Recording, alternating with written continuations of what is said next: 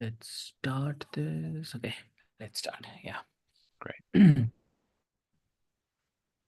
Hey everyone, welcome back to another episode of Healthy Mind, Healthy Life.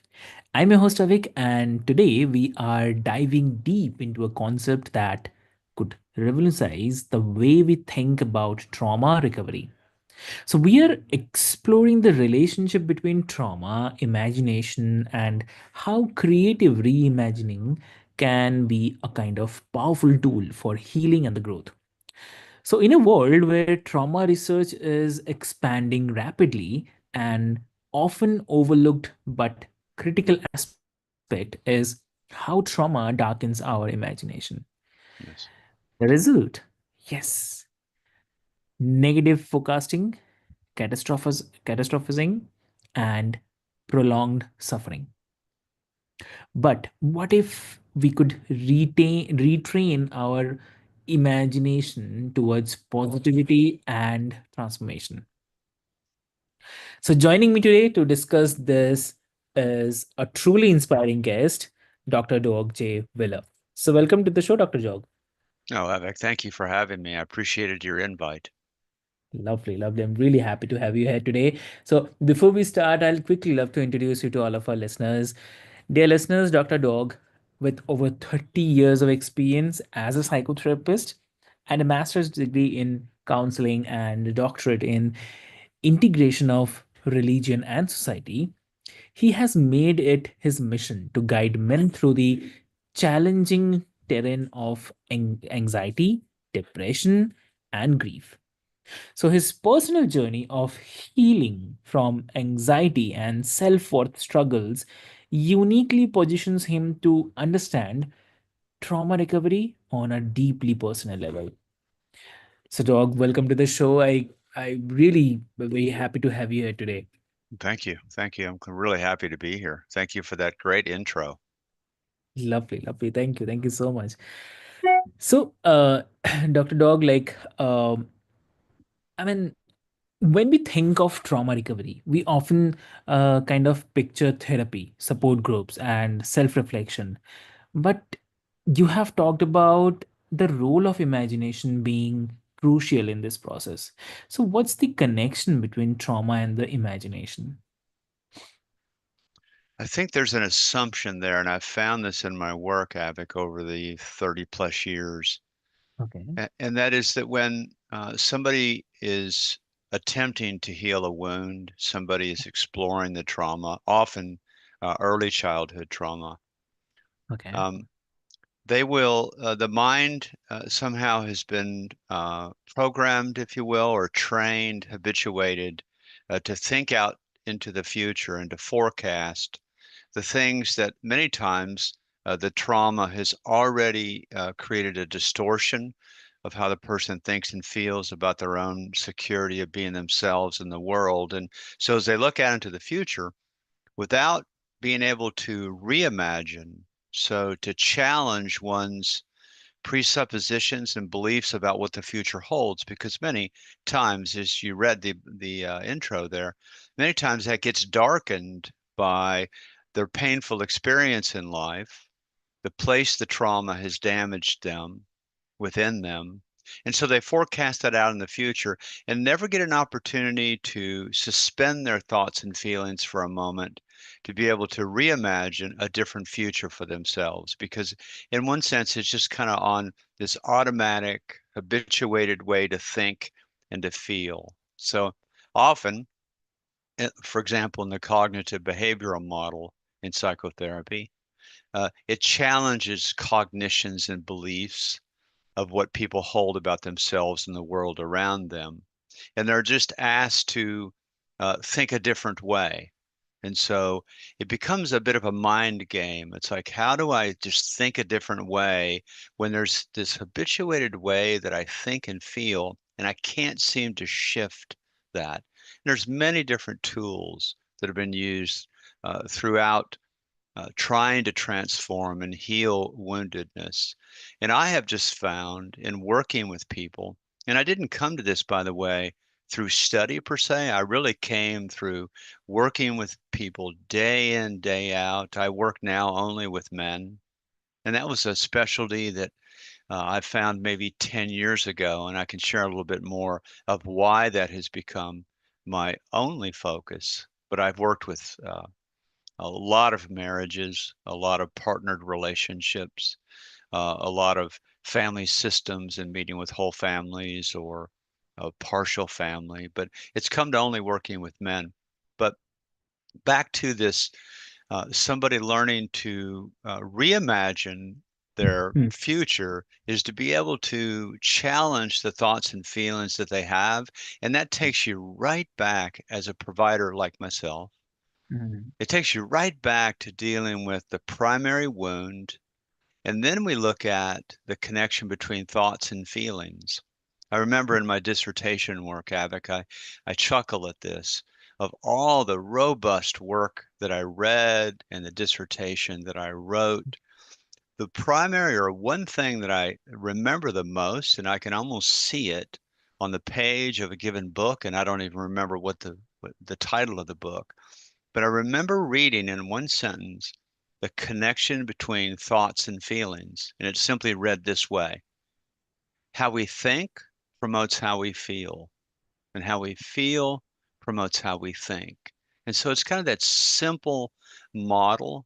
None of our the ways that we think and feel is really simple. It's very complex.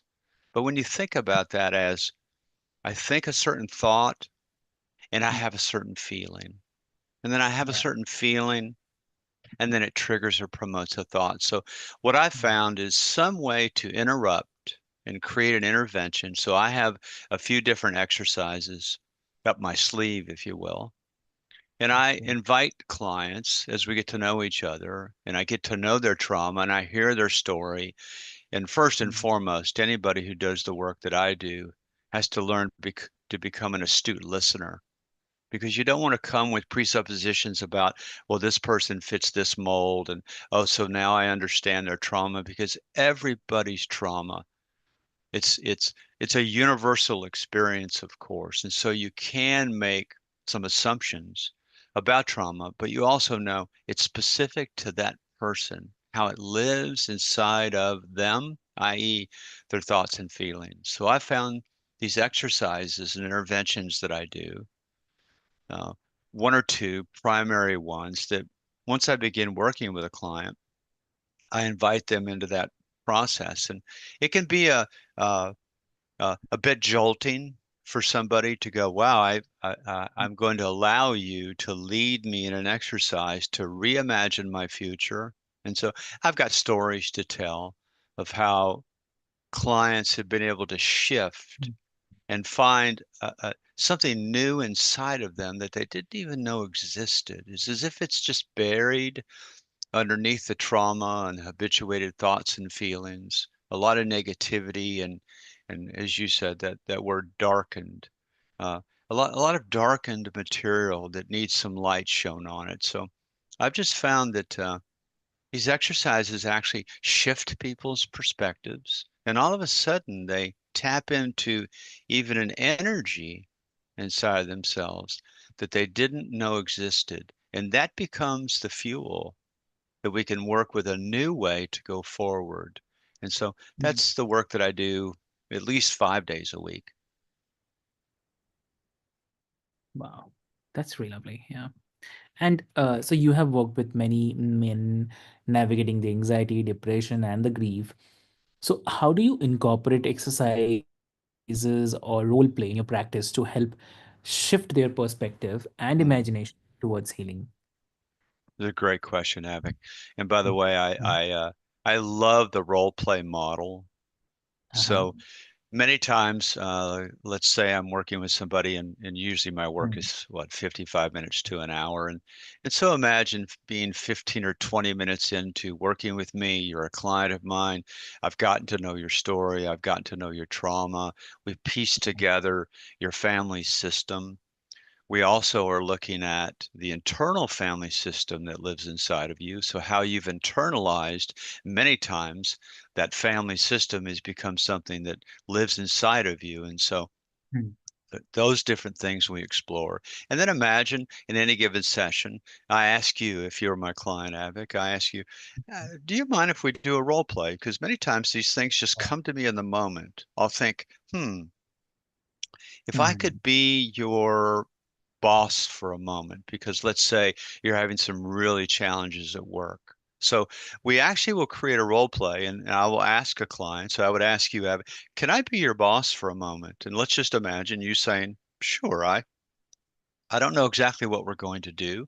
Many Yeah. people say, I don't know what to say, Doug. I don't know. Am I making things up? And what I say is just kind of trust your first thought. If nothing comes, just go ahead and acknowledge that.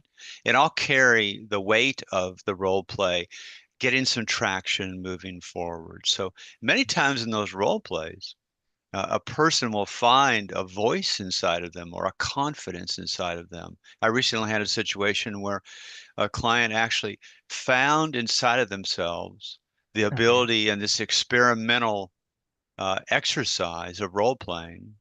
They found a voice inside of them to challenge their boss. They'd been living very, very intimidated and threatened by a boss who's a very, very strong personality.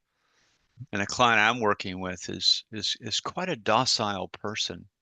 I'm not sure that's the truest essence of who that person is, but that's who they practice themselves to be in the world. And they were feeling taken advantage of. So in the exercise, they actually found in real time the words to say, I don't appreciate the way Mm. you've been relating to me. I do have some things that I want to report to you about what I'm thinking and feeling about my position and some of Mhm. the interactions with my colleagues. And so it was Mm. really, and then I was just able to go along with that. I actually, at that moment, Avik, I could have been in the role play. I could have been the boss that says, "No, that's not acceptable."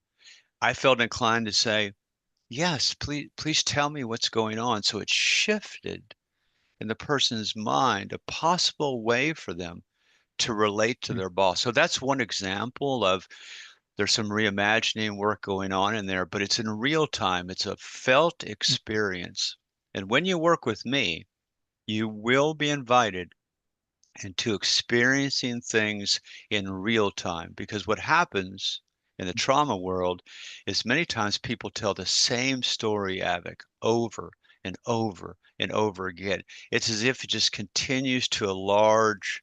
Uh, if Mm. it was print, it's like the font gets thicker and larger of the story they're telling themselves about who they are because of what happened to them. So we're trying to shift that. There's some other exercises that I do, but that's an example of a role play that just recently happened.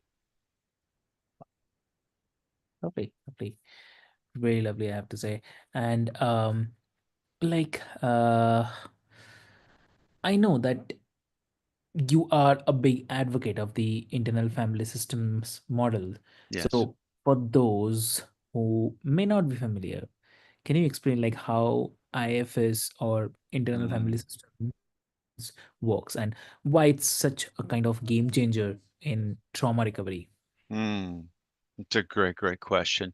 I would suggest that the listeners just Google IFS and go to the official IFS page to read because it's it's both a it's a it's a simple model to work with, but it's got a lot of complexity to it as well. So it's kind of a both and. To make it simple, at least for our time today, it comes from, I say, the old family systems model. But the family systems model was if you came to me as a client, and I still do family systems work, I want to know who has influenced you, who's raised you, who are the people that helped you form. And so that's the external family. So we'll talk about parents and grandparents, and we'll talk about brothers and sisters and friends and teachers and other authority figures. The internal family systems model is, I say simply, but it's simply looking at what's the family system that lives inside of you. So I'll put myself in that place. So now we get away from parents and children and spouses. We're not looking for external family members inside of a person.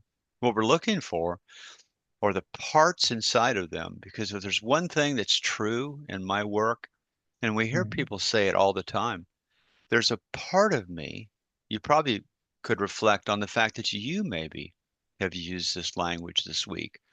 You'll be saying to a friend, when a friend says, well, how do you feel about that recent experience that you had with whomever?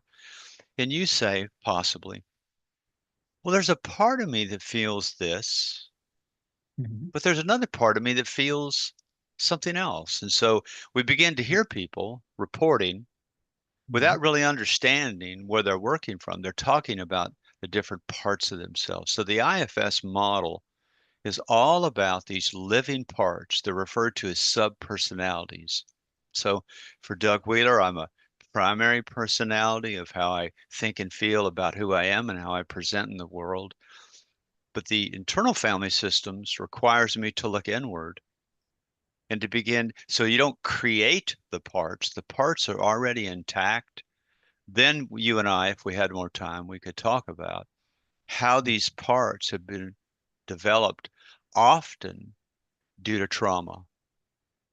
Not all parts are trauma based or trauma informed, if you will, but that's what many times is really giving people a lot of trouble and a lot of chaos on the inside. So it's a model that addresses what's going on in somebody's interior world. And I think of, and you might have seen this in my bio, I think of my work as aligning head and heart.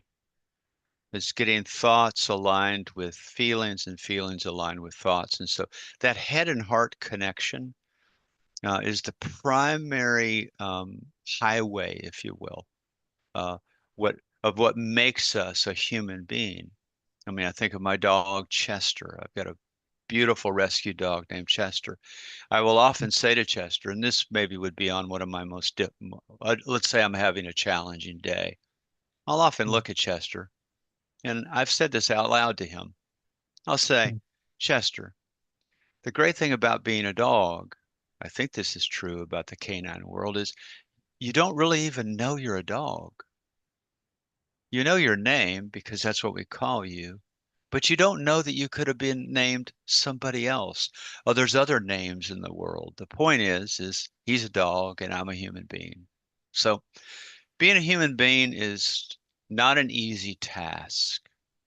And so all of my work is about somehow helping to ease the suffering because internal chaos is suffering.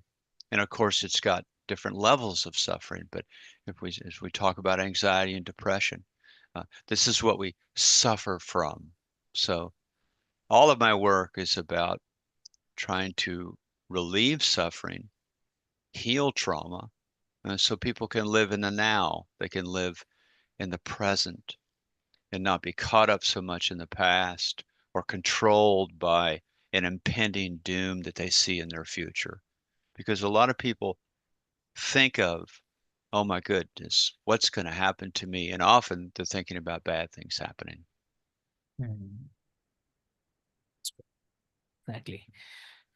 Cool. And I mean, a lot of trauma survivors feel stuck, like almost like they are frozen in time. So, how does imagination help unstick people and Mm. create forward momentum? We again want to, and I educate my clients about this. Uh, they don't have to learn how to imagine. They're already imagining. Imagining is anticipating what's Right. coming. There's other forms of imagination. So Mhm. the way I work with is the reimagining, again, is suspending time to observe Mhm. how are you imagining the future? And people will True. say, I don't think I am. And we have to explore and help somebody see, well, you actually are. I've had clients just chuckle and go, wow, I do a lot of imagining, don't I? It's like, oh yeah, you do. And so the reimagining piece, again, is to suspend uh, time long enough to observe.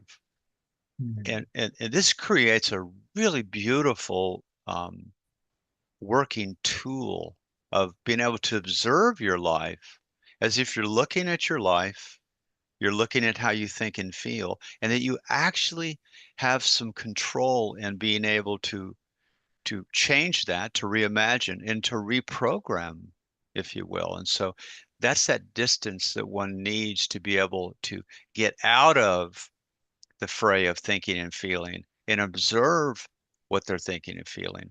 I'll end with this. One of the exercises I do, I call it the 3 and 3, Avik. I wish I had a better name for it, but it really describes what it is.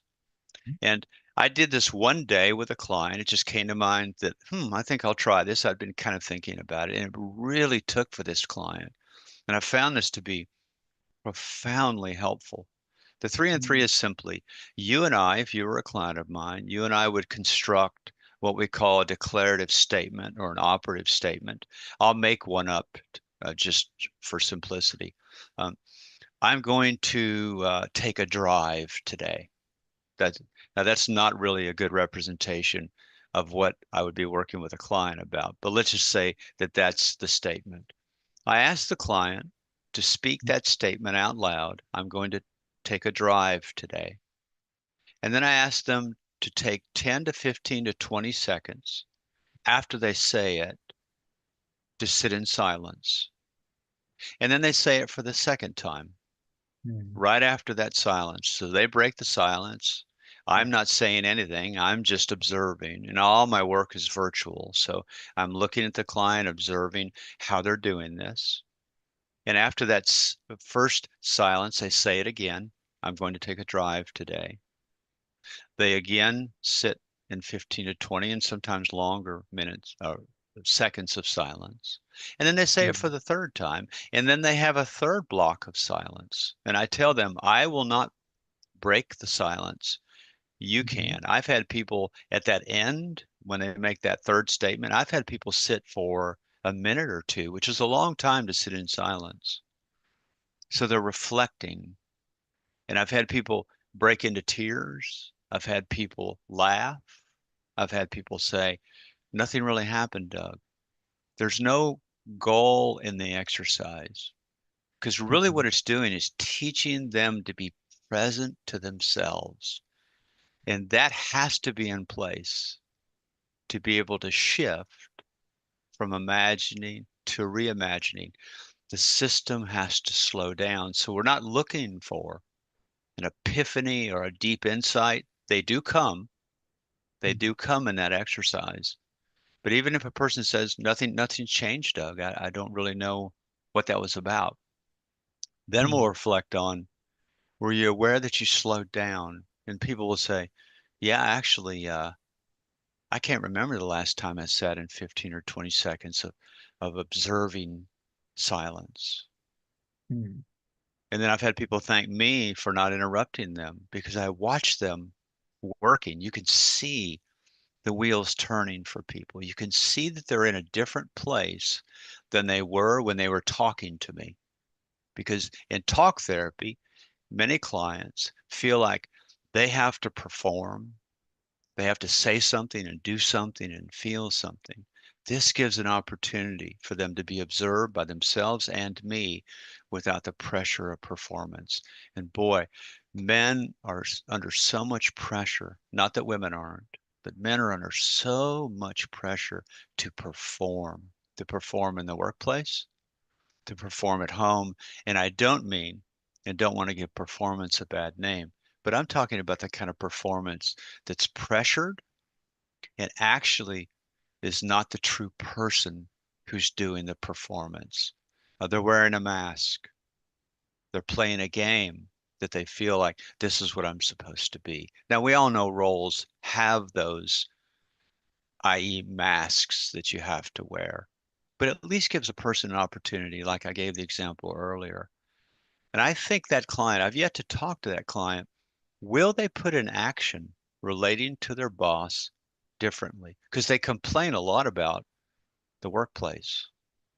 And I want them to see that they can actually participate in shifting their experience at work. I don't know how the boss will respond. And of course, I was in no way promoting them to be disrespectful to their boss, but I was promoting them to be more honest with themselves and with their boss about what they were experiencing and that'll build confidence. And I think that's the kind of employees that a good boss, if you will, wants people to show up with that kind of authenticity. Lovely. And this has been such an incredible conversation, dog. Like, you have shown us how imagination isn't just a tool for creativity, but it's a lifeline for healing trauma and reclaiming our sense of self and moving forward with purpose. So, that's fantastic. And to our audience, like, if you found today's episode helpful, please share it with someone who might benefit from Dog's message. And do not forget to subscribe, leave us a review, and remember that healing is a journey, but with imagination, transformation is within reach. So, until next time, take care of your mind and the life. Thank you so much.